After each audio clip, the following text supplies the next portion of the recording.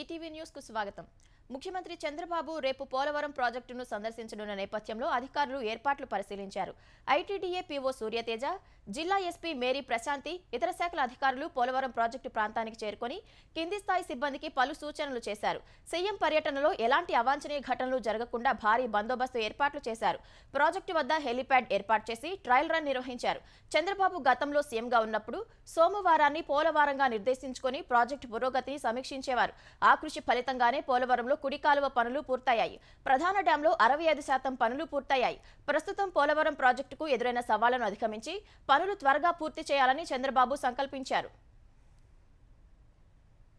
సొంత నియోజకవర్గం మంగళగిరి ప్రజల సమస్యల పరిష్కారం కోసం వరుసగా రెండో రోజు ఆంధ్రప్రదేశ్ ఐటీ శాఖ మంత్రి లోకేష్ ప్రజా దర్బార్ నిర్వహించారు.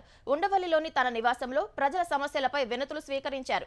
డిఎస్సి 2008 జీవో నెంబర్ 39 ప్రకారం కాంట్రాక్టు పద్ధతిలో పనిచేస్తున్న 2193 మందిని రెగ్యులర్ చేయాలని ఆంధ్రప్రదేశ్ వెలుగు టీచర్స్ ఫెడరేషన్ ఆధ్వర్యంలో యువనేతను కలిసి విన్నవించారు.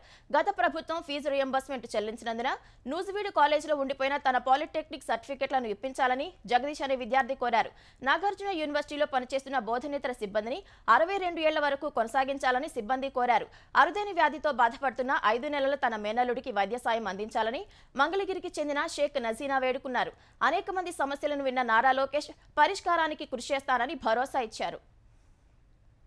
రాజధాని అమరావతి పునర్నిర్మాణ పనులను త్వరలో ప్రారంభిస్తామని ఆంధ్రప్రదేశ్ పురపాలక శాఖ మంత్రి నారాయణ స్పష్టం చేశారు. 15 రోజుల అధ్యయనం తర్వాత నిర్మాణానికి కాలపరిమితి నిర్ణయిస్తామని వెల్లడించారు. పాత మాస్టర్ ప్లాన్ ప్రకారమే రాజధాని నిర్మాణం చేస్తామని తేల్చి చెప్పారు. సచివాలయంలో పూజా కార్యక్రమాల అనంతరం పురపాలక పట్టణాభివృద్ధి శాఖ మంత్రిగా నారాయణ బాధ్యతలు చేపట్టారు. మంత్రి నారాయణను రాజధాని రైతులు సన్మానించారు. ఈ సందర్భంగా నారాయణ కేక్ కోసి అందరికీ పంచారు. 3 దశల్లో రాజధాని నిర్మాణం జరుగుతుందని, తొలి దశ పనులకు 48,000 కోట్ల రూపాయలు ఖర్చవుతుందన్నారు. రాజధాని రైతులకు ఖచ్చితంగా న్యాయం చేస్తామన్న నారాయణ రోడ్ల ధ్వంసం సహా దొంగతనాలపై విచారణ జరిపి బాధ్యులపై చర్యలు తీసుకుంటామన్నారు. ఆంధ్రప్రదేశ్లో వైద్యారోగ్య శాఖను పూర్తిగా ప్రక్షాళన చేయనున్నట్లు ఆ శాఖ మంత్రి సత్యకుమార్ యాదవ్ తెలిపారు. ఇవాళ సచివాలయంలో మంత్రిగా బాధ్యతలు చేపట్టిన సత్యకుమార్ యాదవ్ 18 ఏళ్ల లోపు వారి ఆరోగ్యం కోసం రాష్ట్రీయ బాల స్వాస్థ్య కార్యక్రమంపై తొలి సంతకం చేశారు. అనంతరం మాట్లాడిన మంత్రి ఆరోగ్యాంధ్రప్రదేశ్ నిర్మాణానికి చర్యలు తీసుకుంటామన్నారు. గత ప్రభుత్వ హయాంలో ఆరోగ్య శాఖలో జరిగిన అక్రమాలపై త్వరలోనే శ్వేతపత్రం విడుదల చేస్తామని చెప్పారు. గత ప్రభుత్వంలో జరిగిన తప్పులన్నీ సరిచేస్తామన్నారు. వైద్య రంగంలో ఆంధ్రప్రదేశ్ను మోడల్గా తీర్చిదిద్దుతామన్నారు. వైద్యారోగ్య శాఖ సిబ్బంది సంక్షేమం, ఆసుపత్రుల్లో సౌకర్యాల కల్పనకు కృషి చేస్తామని హామీ ఇచ్చారు. ఎయిమ్స్ తరహాలో ప్రభుత్వాసుపత్రుల్లో వైద్యం అందించేలా చర్యలు తీసుకుంటామని మంత్రి సత్యకుమార్ తెలిపారు. కృష్ణా జలాల్లో తెలంగాణకు చట్టబద్దమైన వాటా దక్కాల్సిందేనని నీటిపారుదల శాఖ మంత్రి ఉత్తమ్ కుమార్ రెడ్డి స్పష్టం చేశారు. ఆ దిశగా అన్ని చర్యలు తీసుకోవాలని న్యాయవాదులు, అధికారులకు ఆయన సూచించారు.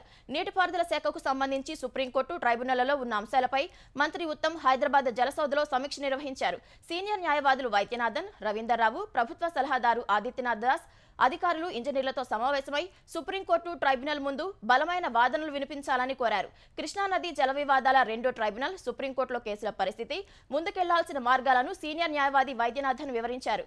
2015లో ఆంధ్రప్రదేశ్లో కృష్ణా జలాల విషయం కేవలం ఆ ఏడాదికి మాత్రమే అఢక పద్ధతిన అంగీకారం కుదిరినట్లు చెప్పారు. కృష్ణా జలాల్లో తగిన వాటా కోసం ట్రైబ్యునల్ ముందు ప్రయత్నించాలని, తీర్పు వచ్చే వరకు చెరో 50% వాటా కోసం యత్నించాలని నిర్ణయించారు.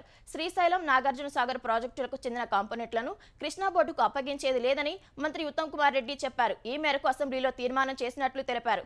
సుప్రీంకోర్టు ముందున్న ట్రైబ్యునల్ అవార్డు అంశాన్ని మహారాష్ట్ర, కర్ణాటకతో చర్చల ద్వారా పరిష్కరించుకోవటం మేలని వైద్యనాథన్ సూచించారు. అందుకు మంత్రి ఆమోదం తెలిపారు.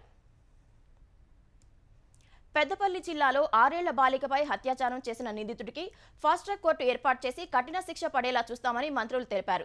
ఇలాంటి దుశ్చర్యలకు పాల్పడే వారిపై చాలా కఠినంగా వ్యవహరిస్తామని స్పష్టం చేశారు. బాలిక తల్లిదండ్రులను పరామర్శించిన మంత్రులు దుద్దిల శ్రీధరబాబు, సీతక్క వారికి ధైర్యం చెప్పారు. రామగుండం పోలీస్ కమిషనర్ శ్రీనివాస్ను అడిగి కేసు వివరాలు తెలుసుకున్న మంత్రులు ఈ ఘటనలో రైస్ మిల్ యాజమాన్యం నిర్లక్ష్యం కూడా ఉందని గుర్తించారు. నిందితుడు గంజాయి తాగటం వల్లే ఇలా జరిగిందని సీతక్క తెలిపారు. నిందితుడిపై ఇప్పటికే పోక్సో కేసు నమోదైందని, జిల్లాలో ఫాస్ట్ ట్రాక్ కోర్టు ఏర్పాటు చేసి వేగంగా విచారణ జరిగేలా చూస్తామని మంత్రి శ్రీధర్ బాబు తెలిపారు. బాలిక తండ్రికి ఉద్యోగం, వేరే జిల్లాలో పునరావాసం కల్పిస్తామని హామీ ఇచ్చారు. నీట్ యూజీ ప్రవేశ పరీక్ష వ్యవహారంలో కేంద్ర ప్రభుత్వ తీరుపై భారత కార్యనిర్వాహక అధ్యక్షుడు కేటీఆర్ మండిపడ్డారు. నీట్ పేపర్ లీకేజ్ పై కేంద్ర ప్రభుత్వానికి లేఖ రాసిన ఆయన విద్యార్థుల భవిష్యత్తు ప్రమాదంలో పడినా పట్టించుకోవట్లేదని ఆవేదన వ్యక్తం చేశారు. పరీక్షపై చర్చ నిర్వహించే ప్రధాని నీటి వ్యవహారంపై స్పందించాలని డిమాండ్ చేశారు.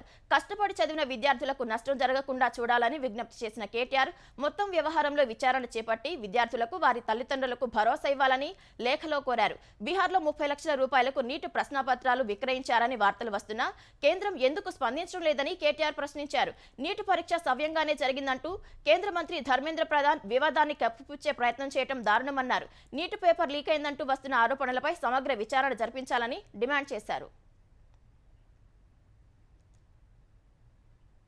తెలుగు జర్నలిజానికి జాతీయ స్థాయిలో పేరు ప్రఖ్యాతులు తెచ్చిన కృషివలుడు రామోజీరావు అని పాత్రికేయులు కొనియాడారు.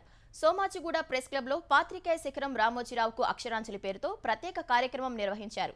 ఈ కార్యక్రమంలో Telangana press academy chairman Srinivasareddy, press academy మాజీ అధ్యక్షుడు Allam Narayana, Eenadu Andhra Pradesh editor Manukonda Nageswararao, Eenadu Telangana editor DN Prasad, cartoonist Sridhar, senior పాత్రికేయులు K Ramachandramurthy, Valliswar, PSRC Murthy, Kandula Ramesh, all India radio deputy director Jayapal Reddy, NTV chief editor YSR Sastri, Telugu Desam MP Kalisetti Appalanaidu సహా సీనియర్ జర్నలిస్టులు పాల్గొన్నారు.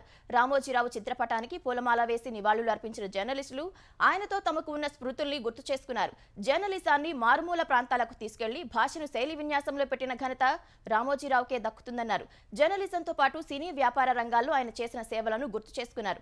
పత్రిక ఎప్పుడూ ప్రతిపక్షమే అన్నది రామోజీరావు వైఖరి అన్న జర్నలిస్టులు విలువలు నిబద్ధతే ఆయన విజయ రహస్యమన్నారు.